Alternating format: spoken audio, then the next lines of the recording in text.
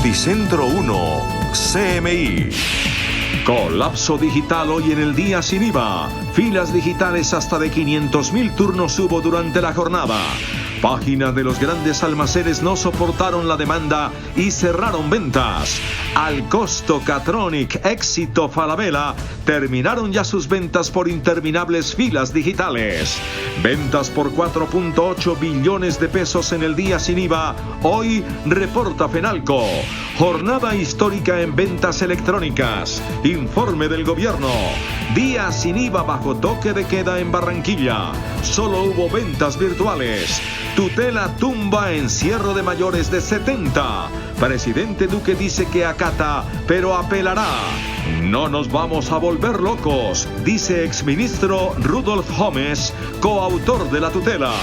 3.395 nuevos contagios hoy y hubo 136 fallecimientos, 803 recuperados. Famoso médico amenazado lo fue, pero por problemas laborales, no por la pandemia. Chía sin agua otra vez por nueva ruptura de tubo madre. Retiran 31 militares por violencia sexual. Nuevo ministro de Minas, Diego Mesa, defiende fracking. Crece inseguridad en Bogotá. 4 asesinatos en las últimas 24 horas. Récord de contagios en Latinoamérica. Ya supera a Europa.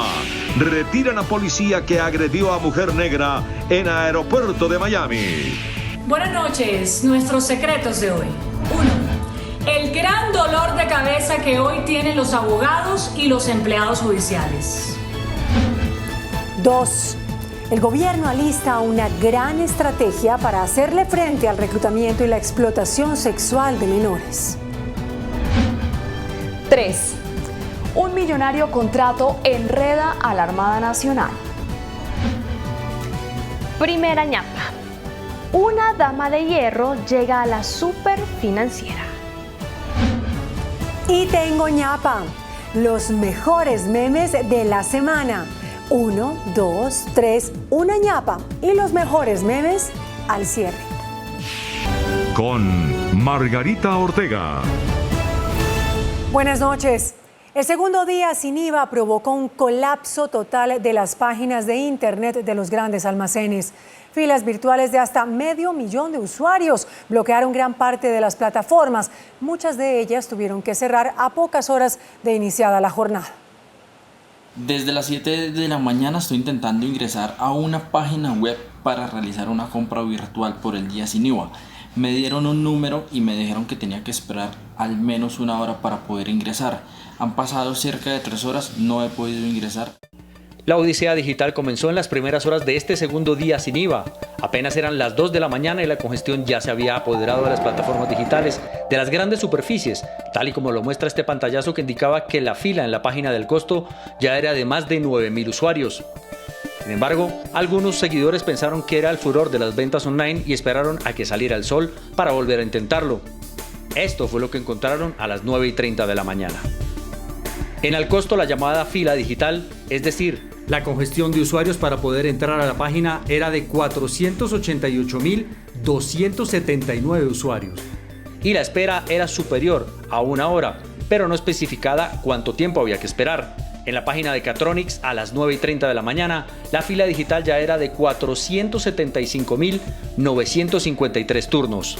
En la página de Falabella se podía ingresar, pero al momento de elegir un producto exento de IVA, como por ejemplo este computador, aparecía el mensaje que decía: lo sentimos, ha ocurrido un error. Nuevamente, como usuario, apelamos a la paciencia e intentamos de nuevo a las 11 de la mañana, pero esta vez buscamos en una plataforma digital más, la del éxito, con la esperanza de poder ingresar a hacer nuestra compra.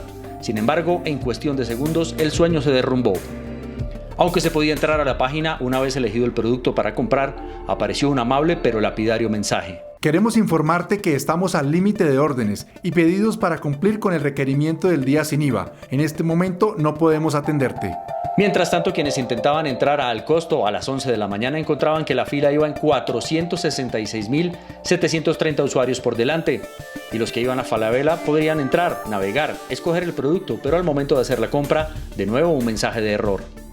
Yo quiero comprar un computador aprovechando el segundo día sin IVA, el cual entré a la página Catronics y al costo y me dieron el turno 340.000, el cual me dijeron que en una hora y he estado pendiente y no ha corrido nada. Yo creo que por el día de hoy me voy a quedar sin computador. Así se cumplían las primeras 12 horas del día sin IVA digital y la fila virtual crecía y crecía.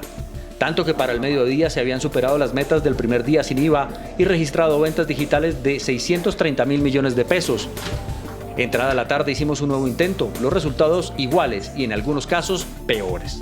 En Catronics la fila virtual iba en 441.864 turnos de espera a las 5 de la tarde. En Falabella a la misma hora se podía ingresar a la página, pero al momento de comprar salía de nuevo el mensaje de error. Y peor aún, la página del éxito anunciaba que era imposible atender e invitaba a los usuarios a prepararse para el próximo día sin IVA. Nuestro sitio estará disponible para que hagas tus compras de mercado. Empieza a prepararte, que aún falta el último día sin IVA del Gobierno Nacional, el próximo 19 de julio de 2020. La explicación al colapso de las páginas de los grandes almacenes la dejó clara la presidenta de la Cámara Colombiana de Comercio Electrónico.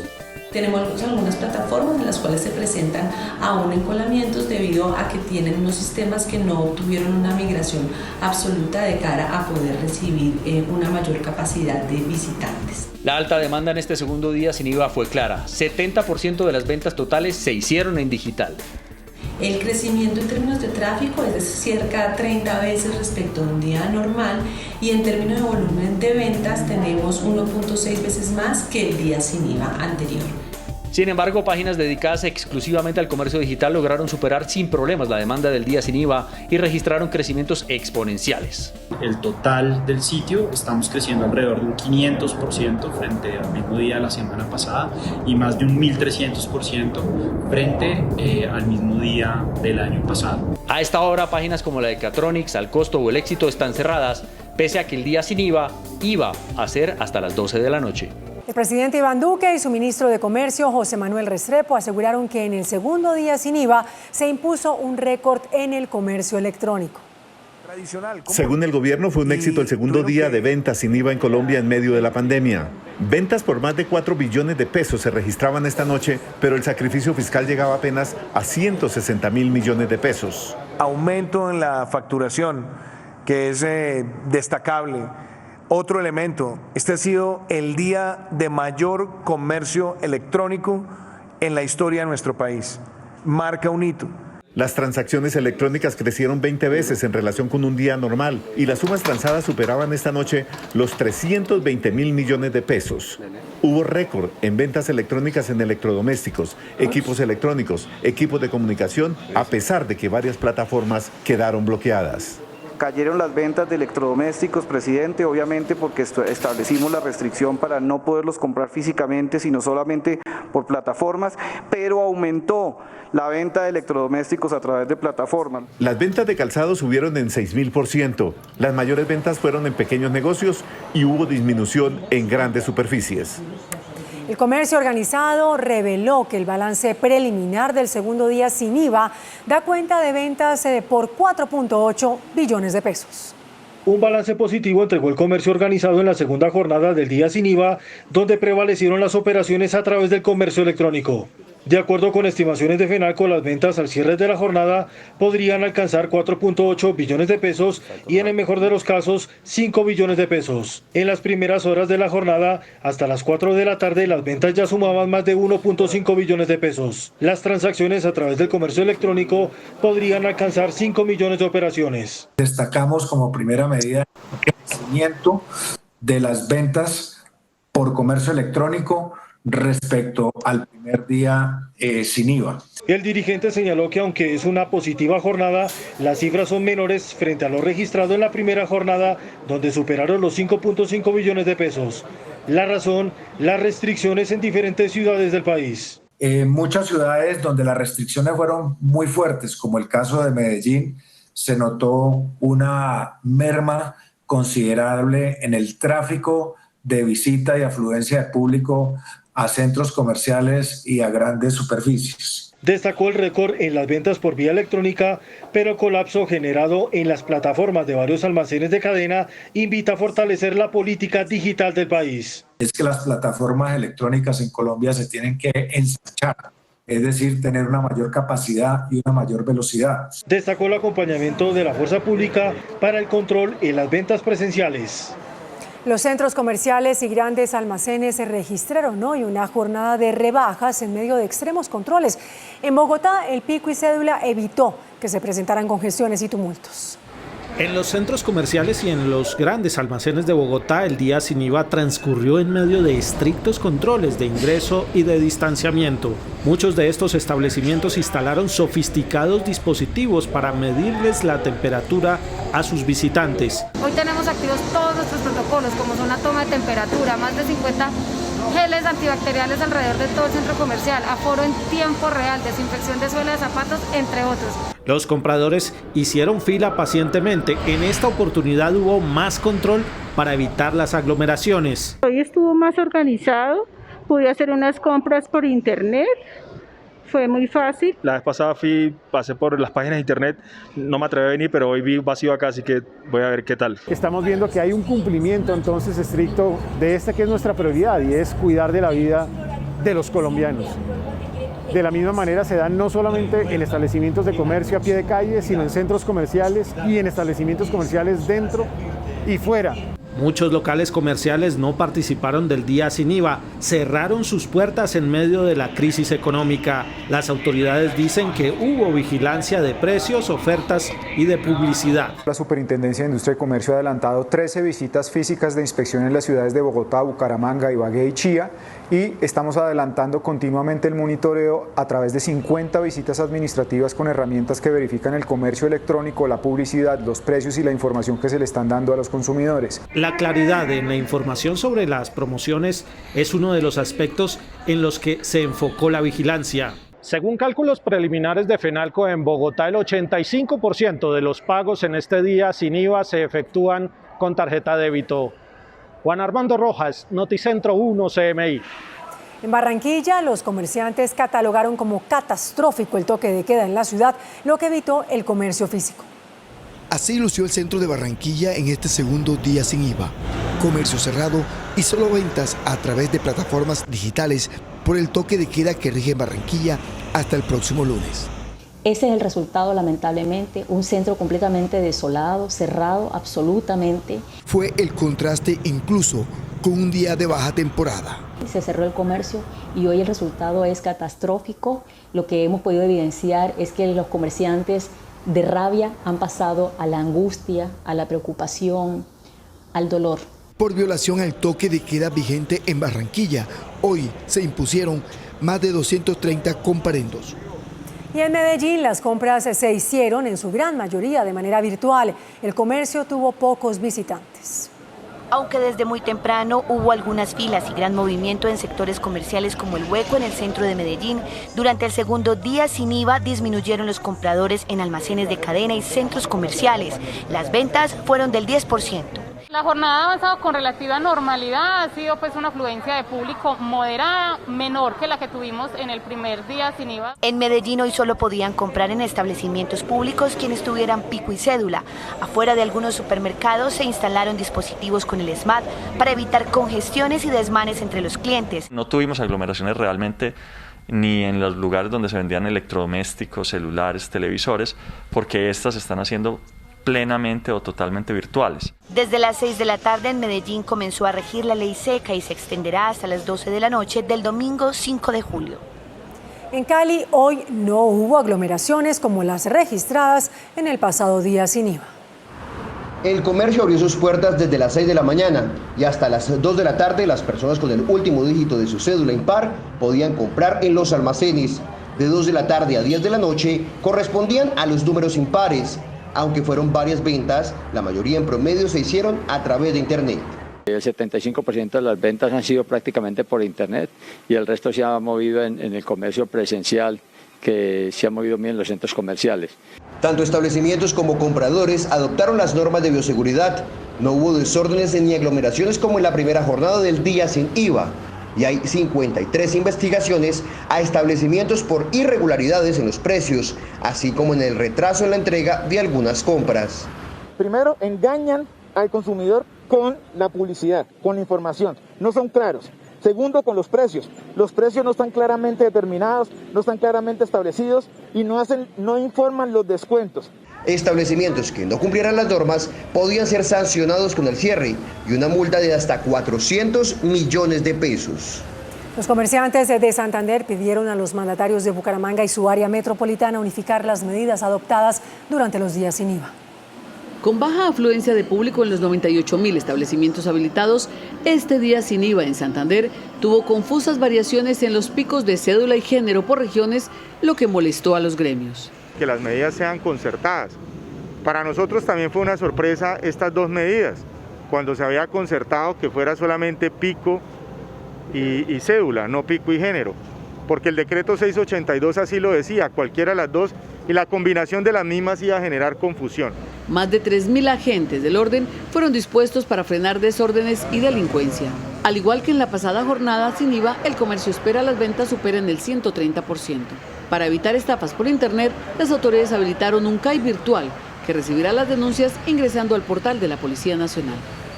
Y en otros hechos, el grupo denominado como la Rebelión de las Canas logró que la justicia le concediera una tutela para que los mayores de 70 años puedan salir a la calle y tengan las mismas restricciones que rigen para el resto de la población. El exministro Rudolf Homs, coautor de la acción, habló con Noticentro 1 CMI. En la tutela presentada por el grupo de la Rebelión de las Canas, en el que están los exministros Rudolf Homs, Humerto de la Calle y Clara López, se pedía la no discriminación sobre los mayores de 70 años y la imposición de las mismas restricciones que tiene el resto de la población en la cuarentena sin medidas adicionales. Es que no se puede discriminar contra un grupo de personas ni por su edad. Por ejemplo, aquí están discriminando contra los adultos mayores y contra los niños. La tutela ordena inaplicar las normas que consagran un tratamiento diferencial frente a los mayores de 70 años y pide que se les escuche y que sus reclamos sean tenidos en cuenta para la adopción de las medidas que incidan sobre esa población. Esto no quiere decir que vayamos a volvernos locos, salir a la calle, a no tener cuidado. Vamos a dar ejemplo de responsabilidad. En el fallo proferido por el Juzgado Sexto Administrativo de Bogotá, se ampararon los derechos a la igualdad, al libre desarrollo de la personalidad y a la libertad de locomoción.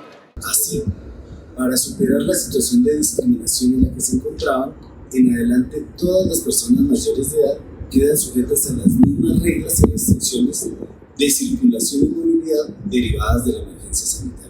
La tutela aclara que si bien los mayores de 70 años son destinatarios de las mismas restricciones de la cuarentena general, también deben acatar todas las normas y recomendaciones sobre protección. El presidente Iván Duque anunció esta noche que apelará el fallo de tutela que interpusieron los mayores de 70 años porque en su concepto la medida es para proteger la vida de un sector de la población donde el coronavirus es altamente letal. Mientras el gobierno apela el fallo de tutela, los mayores de 70 años podrán salir 2 horas diarias a realizar actividades físicas o diligencias personales, informó esta noche el presidente Iván Duque. Pueden ser los fallos que sean, pero contra la evidencia de lo que se ve en el mundo y lo que se ve en nuestro país, tiene que primar la razón. Y mientras avanzamos con la apelación, los invito a todos a protegerse y a que protejamos a nuestros seres queridos. El jefe de Estado mostró estadísticas según las cuales más del 45% de las 3.777 personas muertas en Colombia por el coronavirus eran personas mayores de 60 años. Colombia se acerca a los 110.000 contagiados de coronavirus y a los 4.000 muertos. Este viernes fue el día en que se procesaron más pruebas de COVID-19 en todos los laboratorios del país, con 20.595. De estas pruebas, 3.395 personas en Colombia dieron positivo para coronavirus. Los nuevos casos se presentaron en su mayoría en Bogotá, con 1.402 nuevos casos, Barranquilla con 354 y en el Valle con 297 nuevos casos. Después de 4 meses de la presencia del COVID en Colombia, hemos llegado a 20.600 pruebas. Por fin, estamos subiendo porque las pruebas son la herramienta fundamental para detectar las zonas calientes, los conglomerados en donde se está expandiendo el virus de manera más activa, de los cuales ya en Colombia tenemos 550 identificados. A la fecha en el país se han infectado del coronavirus 109.505 personas, de las cuales 60.156 siguen dando positivo al test de COVID-19. Bogotá tiene hoy 34.131 casos positivos de COVID-19, Atlántico tiene 25.788, Valle del Cauca 11.202 personas contagiadas, Bolívar 9.854 y el Amazonas 2.328. Este viernes el Ministerio de Salud confirmó 136 decesos a causa del contagio con el COVID-19. Desde el inicio de la pandemia han muerto 3.777 personas. 803 colombianos vencieron el virus según el gobierno nacional. En total son 45.334 recuperados. La Corte Suprema de Justicia tuvo que cerrar durante todo el día sus instalaciones en el Palacio de Justicia tras confirmarse que un empleado dio positivo al coronavirus. El cierre de la Corte se ordenó durante todo el día para aplicar los protocolos de bioseguridad y desinfección de todos los despachos. También se dispuso la práctica inmediata de pruebas de laboratorio a los funcionarios que tuvieron contacto con la persona contagiada, según informó la misma Corte en su cuenta de Twitter. Ante contagio de COVID-19 de empleado que estuvo hace un mes en su oficina, la Corte Suprema dispone cierre mientras aplica protocolo de bioseguridad y asepsia en instalaciones del Palacio de Justicia de Bogotá, así como pruebas médicas a quienes tuvieron contacto con él ese día. El lunes la Corte reabrirá a sus funcionarios como viene haciendo con restricciones y bajo medidas especiales de bioprotección. Bogotá superó este viernes el pico de ocupación en las camas de cuidados intensivos. El 77.4% de estas unidades tienen pacientes con COVID-19.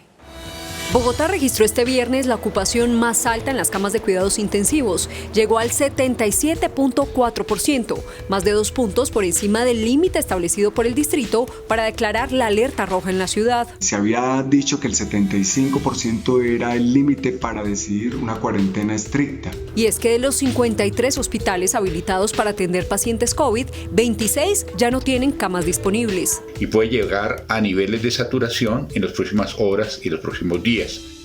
¿Qué hay que hacer? Tener más UCIs, pero también evitar que las personas lleguen a la UCI. Pese a la entrega de los nuevos ventiladores, todavía no hay un alivio en la ocupación. Hospitales como el San Ignacio tienen sus 22 camas UCI al tope. También la Clínica de Occidente, donde las 20 camas están con pacientes. La misma situación se presenta en la Clínica San Rafael, la Clínica Country, la Fundación Chayo, Centro Policlínico de Lolaya, Clínica Reina Sofía, entre otras. A esto se suma que en las últimas horas la Secretaría de Salud deshabilitó 33 UCI por falta de personal médico. La pregunta es si habrá suficientes profesionales para los 305 respiradores entregados por el Gobierno Nacional. Estamos en grandes dificultades para la consecución de este talento humano. Este viernes, 3 hospitales con alta ocupación recibieron 22 respiradores. Los primeros 75 ventiladores estarán instalados y operando el 7 de julio. Las autoridades en Barranquilla revelaron que el médico que recibió una corona fúnebre en su casa no fue amenazado por temas relacionados con la pandemia.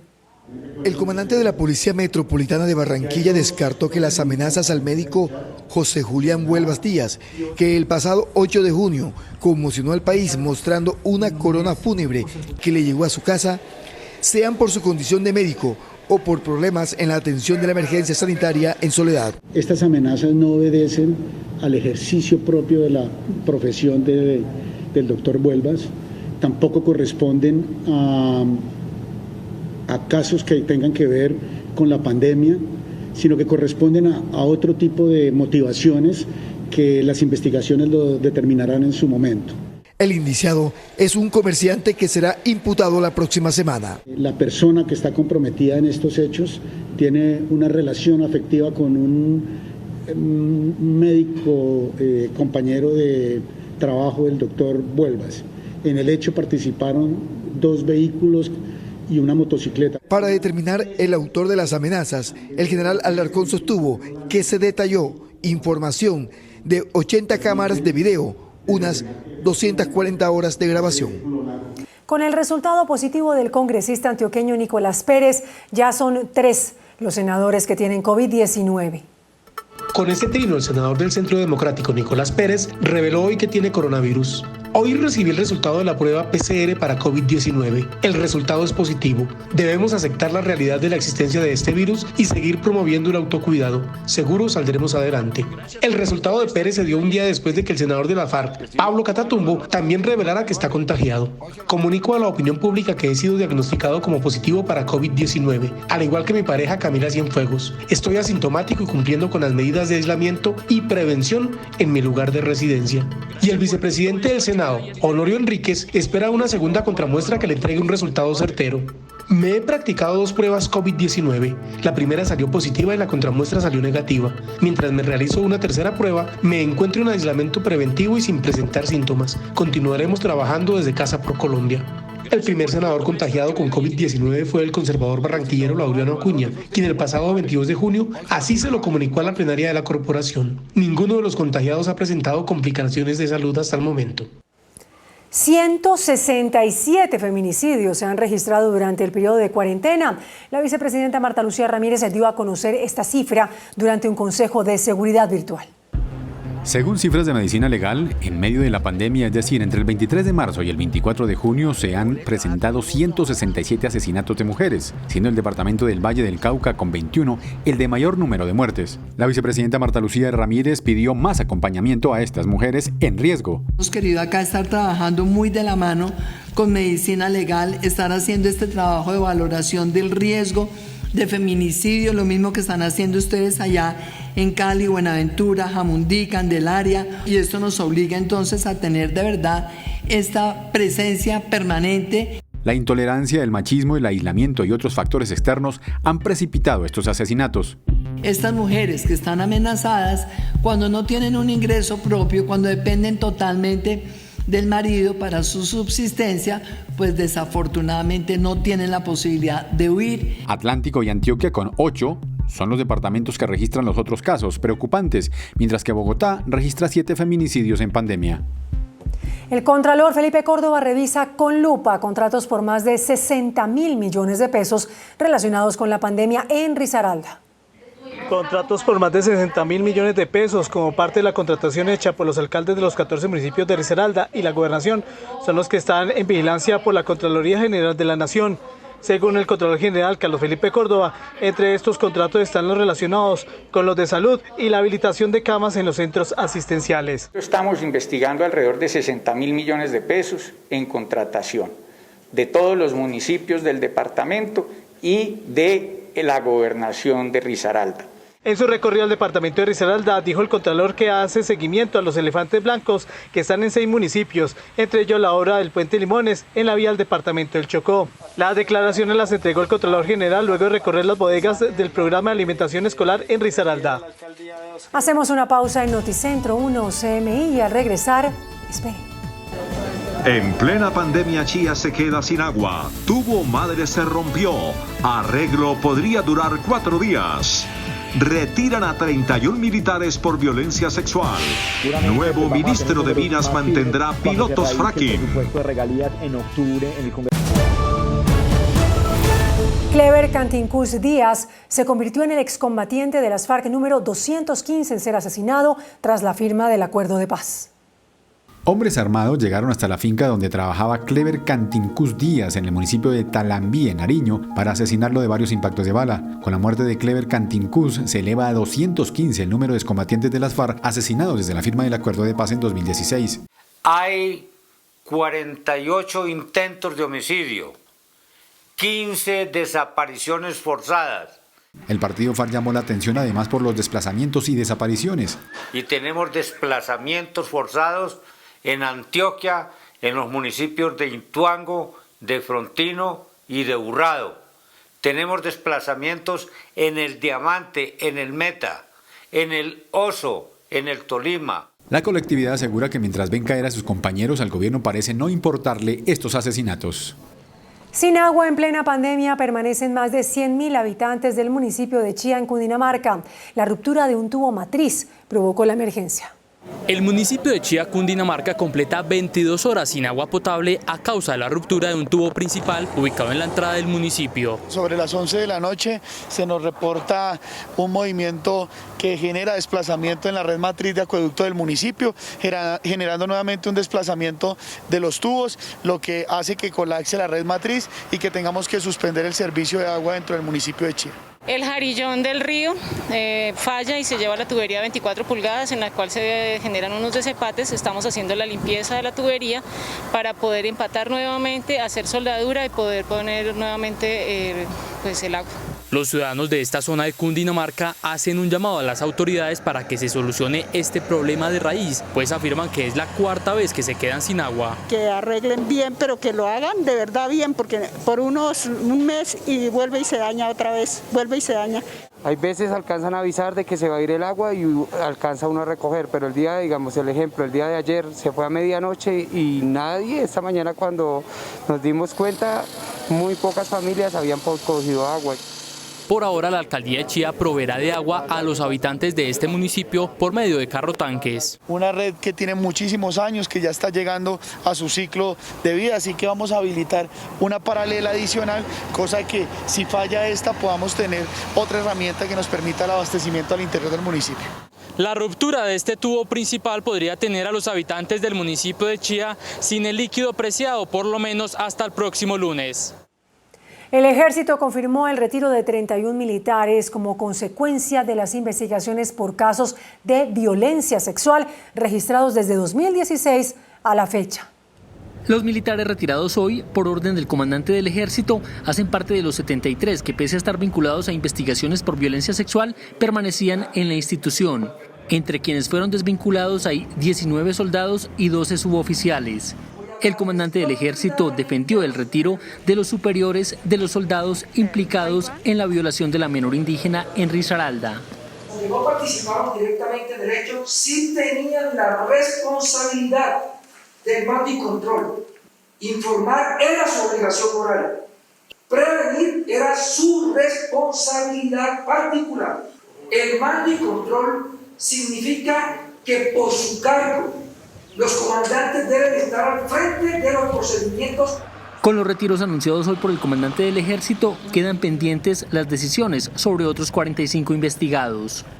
El ministro de Defensa, Carlos Holmes Trujillo, explicó los argumentos de la impugnación al fallo que impide las acciones de una brigada militar de Estados Unidos en Colombia. El ministro insistió que la acción de la brigada no implica tránsito ni permanencia de tropas y que la capacitación está prevista en un acuerdo de 1974. Porque hay mucho en juego en lo que tiene que ver con estas decisiones y con los asuntos de cooperación internacional de naturaleza militar en la lucha contra el problema mundial de las drogas. El gobierno busca cómo cumplir la tutela sin afectar su relación con Estados Unidos. Hay asuntos que tienen que ver con instrumentos jurídicos de naturaleza multilateral, como hay asuntos que tienen que ver con instrumentos jurídicos de naturaleza binacional, como hay asuntos que tienen que ver con las funciones propias del presidente de la República, como hay asuntos que tienen que ver con la política internacional, como hay asuntos que tienen que ver con la seguridad nacional. Estamos precisamente en este momento realizando los análisis correspondientes para efecto de actuar estrictamente dentro del marco de la Constitución y de la ley. Las acciones de la Brigada Antinarcóticos de Estados Unidos ya están suspendidas temporalmente. Precisamente el fallo del Tribunal Administrativo de Cundinamarca dividió las opiniones políticas en el Congreso de la República entre partidarios y opositores al gobierno. Ha dicho el Tribunal Administrativo de Cundinamarca que una decisión de esa naturaleza no es competencia exclusiva del presidente y del gobierno y que debe acudir al Senado de la República y al Consejo de Estado como lo ordena la Constitución Nacional. Entonces, ¿quién nos va a ayudar a nosotros a enfrentar esto? Si el Tribunal de Bogotá toma esa decisión, o el Tribunal de Cundinamarca, y si tienen totalmente frenadas las posibilidades, la necesidad de fumigar la droga, porque por el tema de las consultas populares y por el tema de las acciones de tutela. La rama judicial le está recordando las obligaciones al presidente y le está recordando que en una democracia hay división de poderes. lamentable que el Tribunal Contencioso de Cundinamarca haya impedido el desarrollo de las actividades de capacitación y estrategia para nuestro Ejército Nacional a través de expertos de los Estados Unidos de América en función de la lucha contra las drogas, el narcotráfico en nuestro país. El fiscal Francisco Barbosa se defendió de las acusaciones por un viaje que hizo con su familia a San Andrés junto a una comisión de la Fiscalía. Dijo que no hubo ninguna irregularidad y agregó que siempre que tenga la oportunidad de viajar con su familia, lo hará. El viaje del fiscal a San Andrés, que inició con una rueda de prensa el sábado 27 de junio y se extendió hasta el lunes festivo, se realizó como parte de una visita de carácter laboral. Así lo aseguró Barbosa, quien dijo que no estaba de paseo. El objetivo es apedrearme públicamente por querer a mi hija, por ser padre de familia, por acompañarla. Yo recibo las piedras con tranquilidad, no tengo ningún problema. Pero quisiera hacer una reflexión también sobre esto. Estoy hablando de menores de edad, estoy hablando de una niña que ha sido expuesta. El fiscal señaló que no cometió ninguna irregularidad al llevar al viaje a su esposa, funcionaria de la Contraloría, a su hija, menor de edad, y a una amiga de su hija. Siempre que yo tenga la oportunidad de viajar con mi hija y con mi familia, lo haré. No existe prohibición ni legal ni constitucional alguna.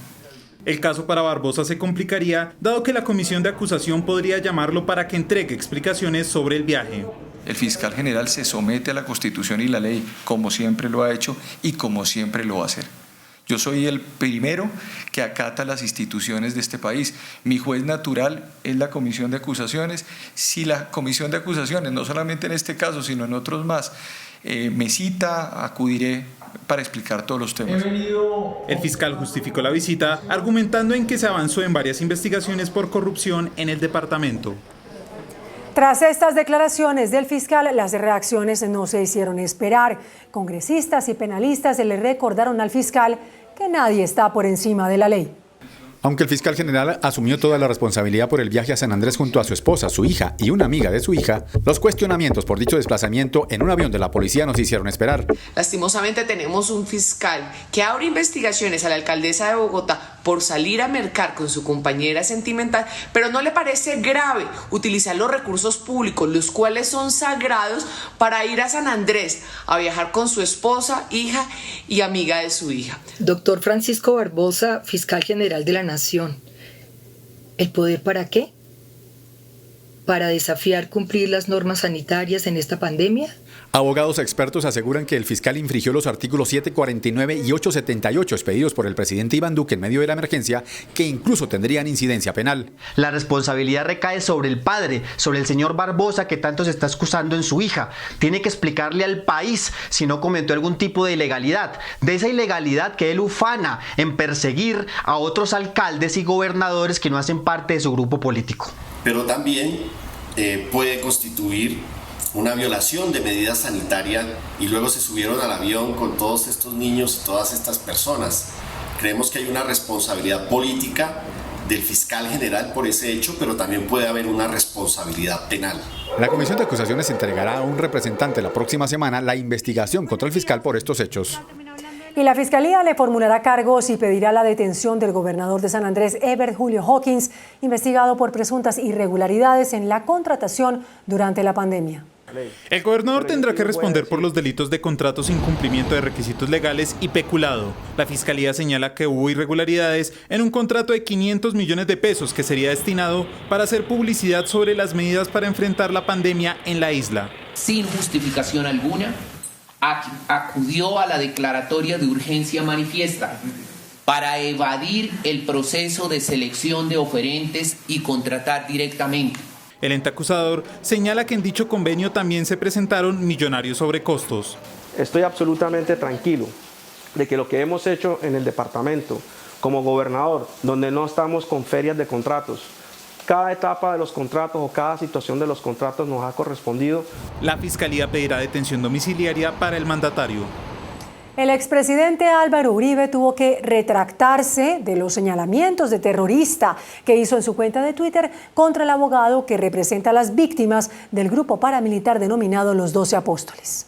El expresidente y senador Álvaro Uribe, en su cuenta de Twitter, publicó en enero un mensaje en el que señaló al abogado Manuel Garzón de hacer parte de la participación de terroristas en las acusaciones contra su hermano Santiago Uribe. Garzón, en desarrollo de ese proceso adelantado por la Fiscalía, asumió la vocería de las víctimas del grupo paramilitar de los 12 Apóstoles. Hoy, tras una diligencia virtual de conciliación a instancias de la Corte Suprema de Justicia, el senador tuvo que retractarse. No tengo elementos de prueba para señalar que el señor Manuel Garzón Correa sea o haya sido terrorista, como pudo entenderse con ocasión de la publicación de su foto en mi tuit del 25 de enero de 2018, lo que pudo atentar contra su honra, por lo que le ofrezco excusas. El abogado, quien había denunciado al senador Uribe por calumnia e injuria, manifestó que acepta el ofrecimiento de perdón como aliciente para seguir trabajando por develar la verdad y satisfacer los derechos de los millones de víctimas del paramilitarismo y el narcotráfico.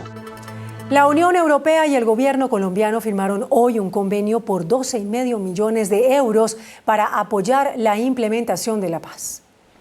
El convenio de hoy hace parte de los proyectos impulsados por el Fondo Europeo para la Paz en Colombia, que en concepto de la embajadora Patricia Lombard ya es un proceso irreversible. Quiero subrayar de nuevo que nuestro respaldo al proceso de paz es irreversible. Pensamos también que ya el proceso de paz es irreversible, ha llegado a un punto de no retorno. La Unión Europea ya ha destinado más de 500.000 millones de pesos para fortalecer los proyectos productivos de los excombatientes de las FARC. Sigue la alerta por el incremento de los homicidios en Bogotá. En las últimas horas, 4 personas perdieron la vida de manera violenta. Horas después de que el distrito prendiera las alarmas por el incremento en los homicidios, 4 personas murieron de manera violenta en la noche del jueves. El hecho más grave se presentó en Kennedy. Un grupo de jóvenes que violaba la cuarentena en el barrio El Amparo fue interceptado por uniformados. La intervención terminó en una discusión. Uno de los policías activó su arma de dotación y un joven falleció. Al llamado de la policía, la comunidad responde de una manera violenta, ocasionando una azonada contra los policías.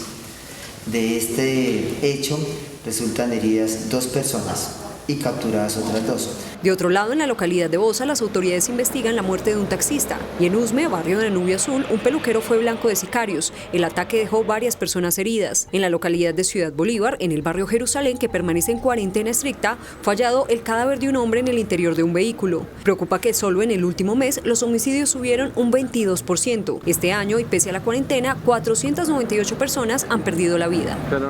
Una marcha de la comunidad LGBTI se tomó este viernes, la carrera séptima de Bogotá. Su objetivo, pedir respeto por parte de las autoridades a esa población.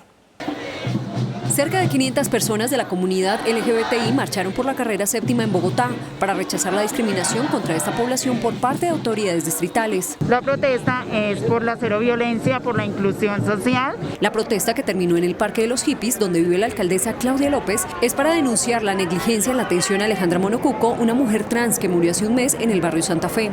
En Colombia han asesinado en lo que va de 2020 a 16 mujeres trans. En junio, en el mes del orgullo, asesinaron a 6 mujeres trans. Creo que eso es una alerta. La movilización, que se adelantó en plena cuarentena, bloqueó por varios minutos la carrera séptima. El nuevo ministro de Minas y Energía, Diego Mesa, salió en defensa del desarrollo de proyectos de fracking en Colombia.